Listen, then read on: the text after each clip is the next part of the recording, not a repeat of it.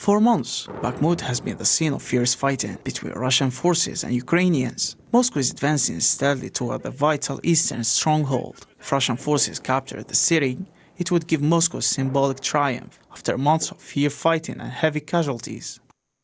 As the battle rages on, local residents still living on the front line have shared their struggles amid frequent shelling. There are problems with food. Humanitarian food is given to us only once a month. There is no electricity, no water, no gas.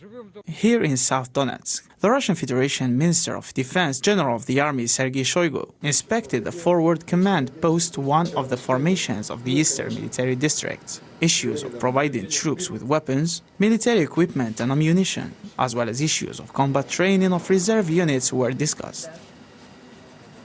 Off the battlefield, the President of the European Parliament visited the western Ukrainian city of Lviv on Saturday, as a three-day war crimes conference was being held there. Parliament President Roberta Metsola told journalists at the briefing that those responsible for war crimes committed in Ukraine need to pay. We talk about peace, we need to talk about accountability.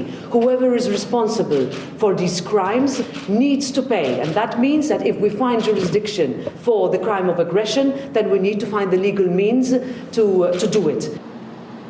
For their part, US President Joe Biden and German Chancellor Olaf Scholz held talks on Friday, focused largely on the war in Ukraine and the developments including the military aid that was delivered by the two allied nations. This comes as the United States sounds out close allies about the possibility of imposing sanctions on China if Beijing provides military support to Russia.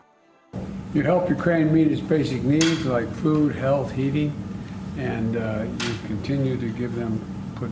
And I want to thank you, Olaf, for your strong and steady leadership. I mean that sincerely. It's made a world of difference.